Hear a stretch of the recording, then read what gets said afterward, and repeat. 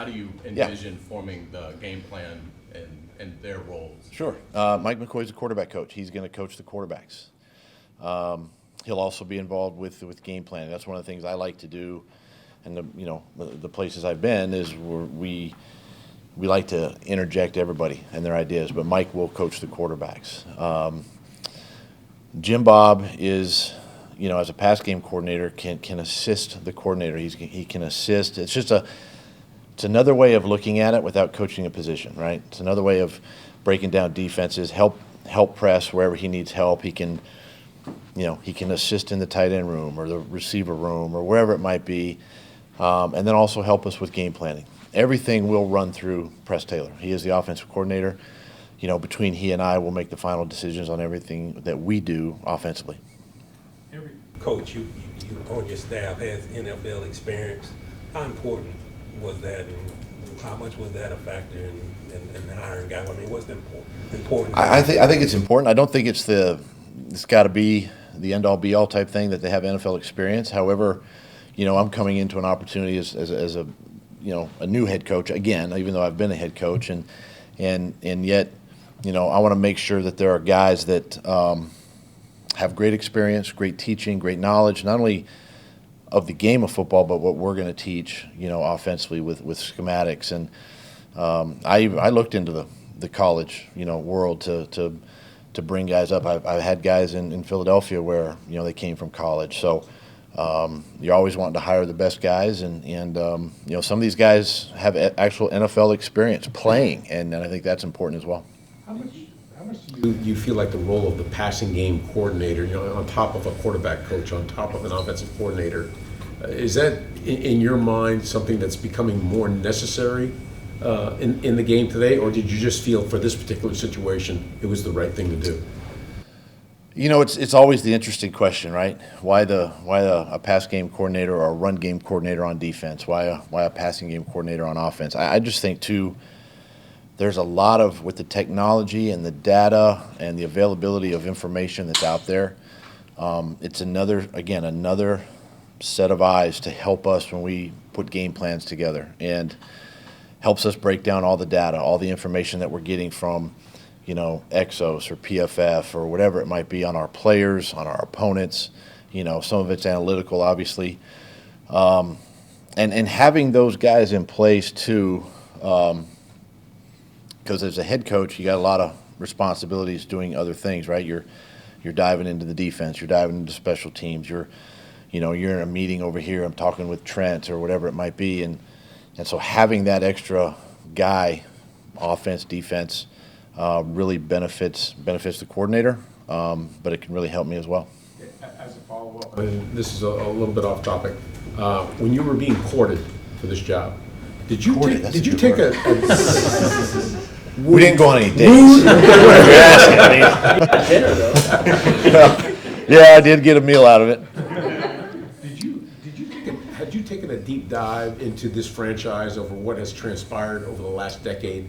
And if so, as far as just what has gone wrong? What this it's hard for me to speak to what has gone wrong or is wrong or whatever. That's I don't know, quite frankly, and I really don't care about that. What I care about is moving forward from 2 weeks ago when I was hired, and that's what we're trying to change. That's what I'm trying to change. I'm trying to turn this into a winning program, a winning, organization, and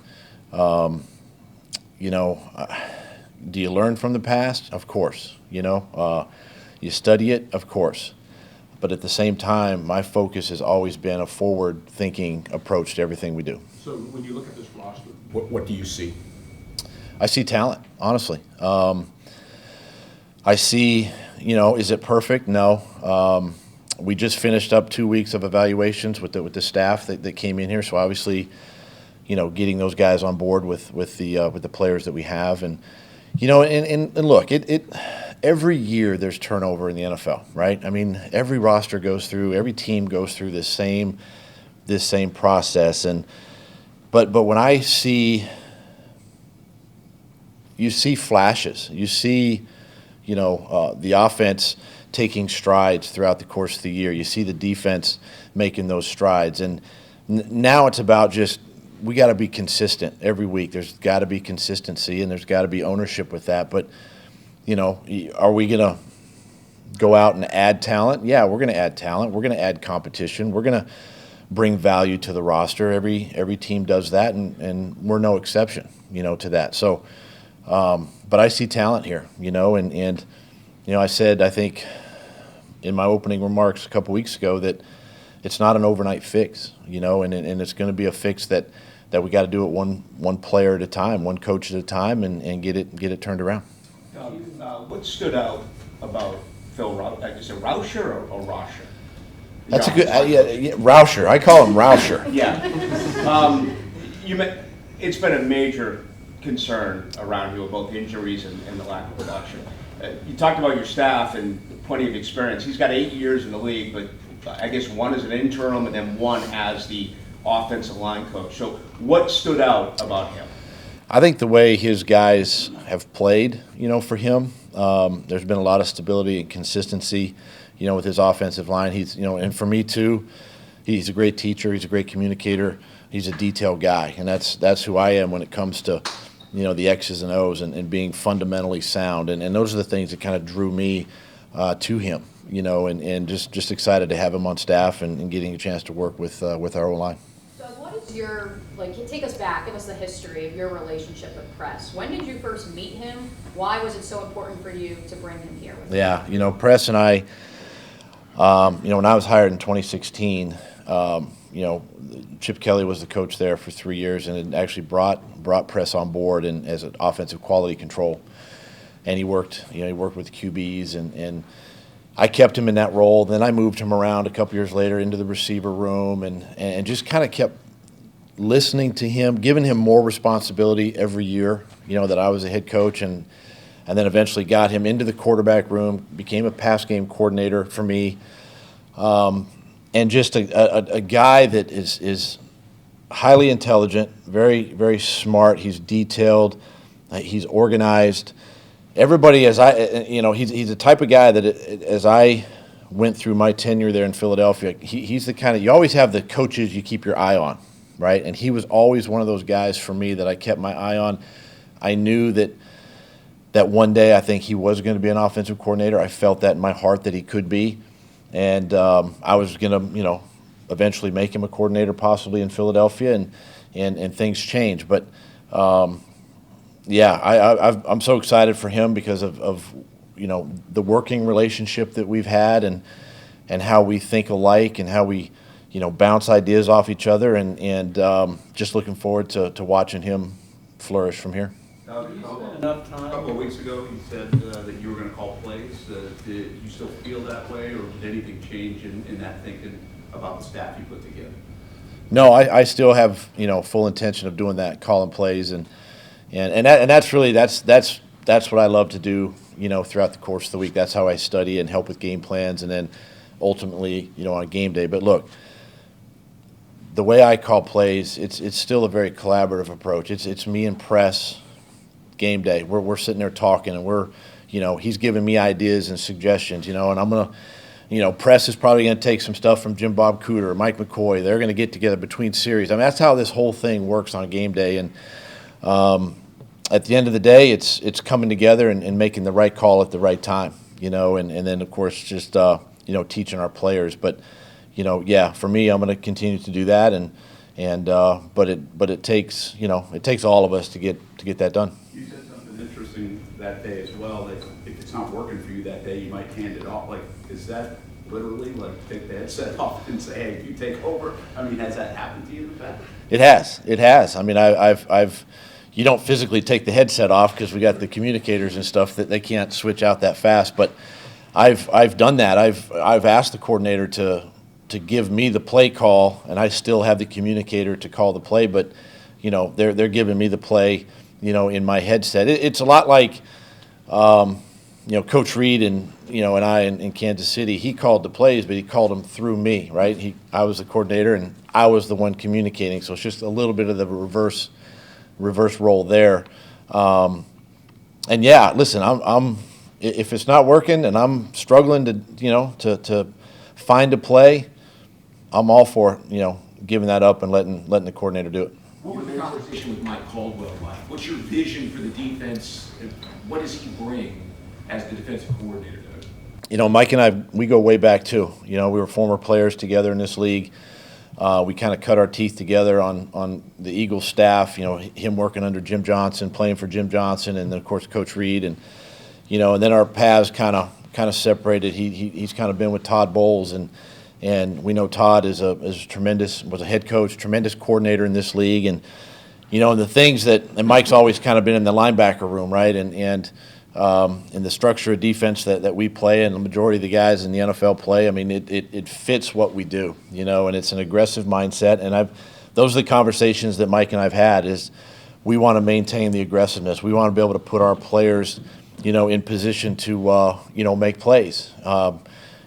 Moving a Josh Allen around, right? Moving a Chase on, moving these guys around, moving safeties around, other backers, and really, presenting a picture to the offense where maybe you don't know where the blitz is coming from. You kind of watch what Tampa Bay did this year and the success they had on defense. But again, it takes players too, and we understand that, right?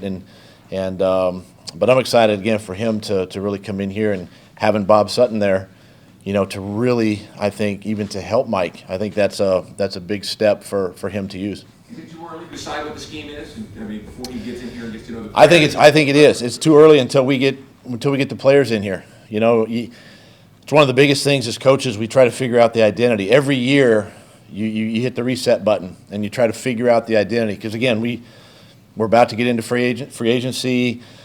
The draft is coming up, all that stuff, and things are going to look different, right? And you get into the off-season program and you're trying to figure things out. So identity-wise, it's kind of hard to put a thumb on it right now. Have you spent enough time with Trevor to kind of get a feel for his personality and how that'll mesh with Mike and Jim and Press, and how important is that sort of relationship for those guys to be on the same page? It's a huge relationship, and it's one that I encourage, not only myself, but Mike, Press, Jim, Bob, the guys to really, cultivate and reach out to him. And of course, he was in the building, a couple weeks ago. I had a chance to meet him and talk to him, and then I encourage all my staff members to reach out to the guys this time of year and really start building a relationship with them. And it's going to be a really good dynamic because what I understand of Trevor is his mindset, how he thinks, and he's eager to learn. He wants to grow, and I've got great teachers in the room that can help him be successful. And that's not only on the field, but I think off the field as well. And that's what I'm looking forward to, in April when we get the guys in here. You were obviously coaching last year, but did you do any research on him, or did you kind of keep your ears open about him when he was coming out? Or? Yeah, I didn't do a lot. I was just mainly watching the game, kind of as a fan too. But as things got closer, and you start talking to people that, outside of Jacksonville who kind of know him a little bit, you kind of get into the mind and how he thinks, and a guy that kind of thinks the way we do. And, that's encouraging. And then, of course, we have to think like he thinks too. It's a two-way street. So I'm excited about that. Are you going to have an assistant coach? Like, is there someone who you'd say, like, heaven forbid you, were to get sick or something, like, who would be the, yeah. COVID. Is it I know. Really, So. Yes, it's, now that I got the staff in place, it's something now as I begin to kind of look around the staff. I'm not going to hire another guy as far as that goes, but I will name, an assistant head coach pretty quickly here as we go. But now that we got everybody in place, it really gives me time to get a feel for the guys and the direction I want to go, with that position. So you're sitting out a year, but probably going to be a head coach again. Do you have in your mind who my staff's going to be, and when I get this job, I'm going to do this? And does it come together like that? Like the minute you got the job, it's this guy, this guy, this guy. Does it happen like that? It does, and it can.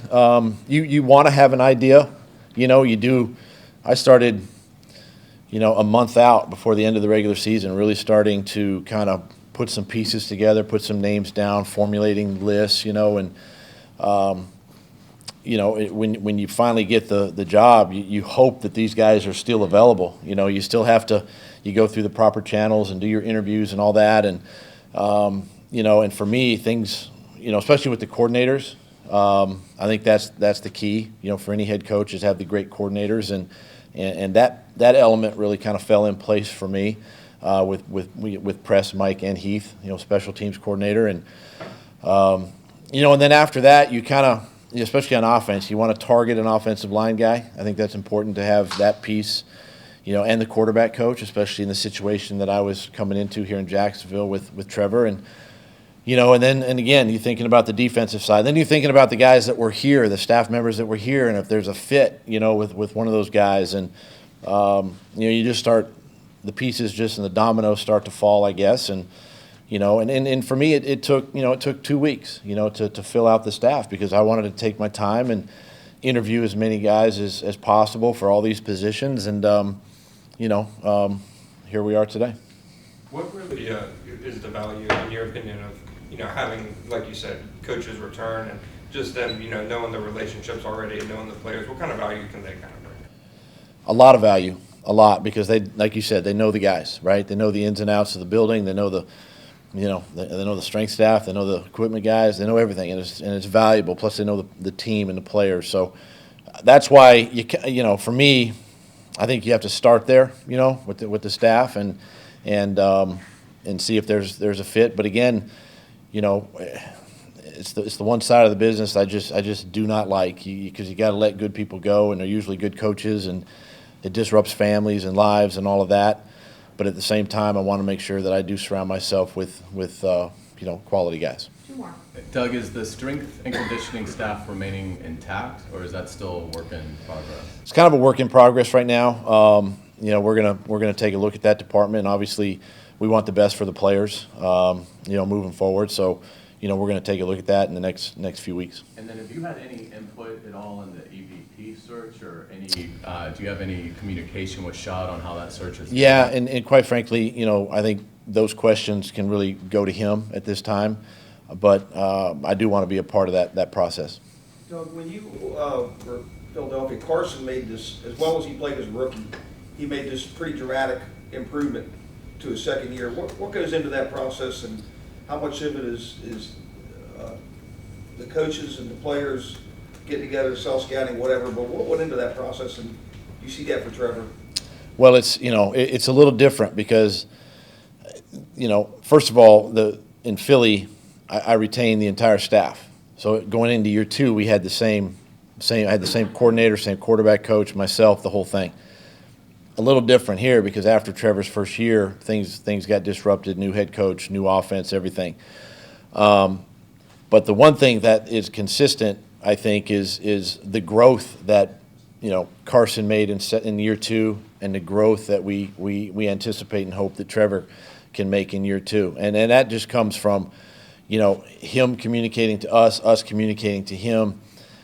Starting in OTAs when we get the guys in here and get on the grass and really start working the fundamentals. And, that's where you start seeing the growth in young quarterbacks in that second year, into year 3. And it'll be on Trevor a little bit to come in, learn some new terminology, right?